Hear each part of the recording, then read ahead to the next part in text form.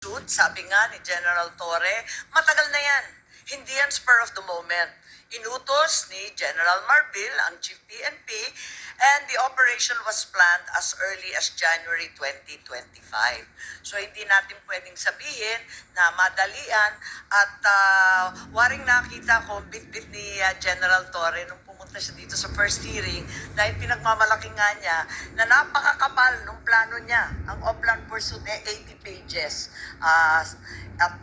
Maliwanag na ang PNO had prepared a secret plan, Oplan Pursuit, to detain PRRD, including scenarios of arresting him either in Manila or Davao. It also contained maps of properties of the former president, his partner, his allies, with arrows labeling the nearby streets where the PNP could access the property. Sana hihingi ako ng kopya nitong 80-page plan called Operation Pursuit. At gusto ko rin sana malaman, katulad ng sambayanan, kung kailan nag-umpisa to. Dahil obviously, itong Operation Pursuit was concocted weeks, if not months before March 11. Panay ang sabi nila, nagulantang daw sila nung dumating nung March 11 ng umaga. Pero mukhang hindi naman yata totoo to. Hindi naman yung Interpol o yung diffusion notice na dumating ng March 11 ng 3 a.m. ang nag-umpisa nitong lahat. Kundi, nung nakaraang taon pa, Mayo pa lang, klarong-klaro na. Madam Chair, may I move that this committee issue a subpoena lucis tecum to the PNP to produce that document? Madam Chair, before you rule on that, did the cabinet secretaries also submit already the whole video? Kasi they said last time na they will submit their version of the whole video. Kasi I agree with Senator Bato that any piece of evidence that is not confidential or does not violate national security should be handed over so that we can be fair to them. Diba? We don't want to come out with reports then sasabihin nila ay hindi yan yung nasa buong video, ay hindi yan yung nasa plano. Diba? So, maybe we can request them and then if they don't give it, then we subpoena it. But I submit to you, Madam Chair. Yes, I'm in full agreement with both our senators.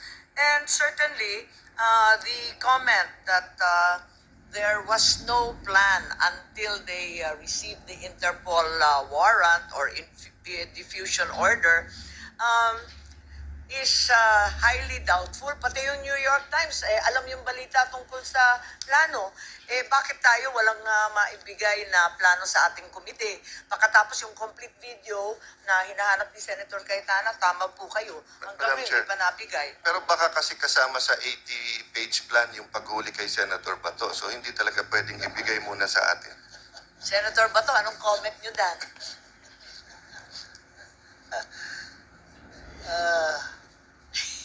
I'm waiting. Magkapit bahay tayo O sige, ang liwanag na meron talagang extensive and exhaustive plan, 80 pages, then the administration was already anticipating the application for a warrant of arrest and the issuance thereof. It's also apparent there was some kind of communication and coordination with the ICC. It's well known that some officials of the DOJ as well as high-placed officials from other departments and from other branches of government already visited The Hague and perhaps even met the president of the ICC in Japan.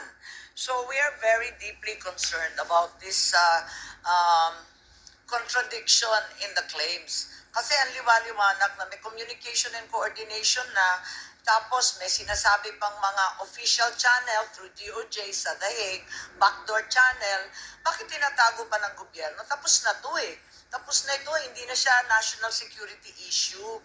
How could the administration have known for weeks, if not months, in advance that the ICC will issue a warrant of arrest if, as claimed by the Secretary of Justice, the country was not communicating with the ICC?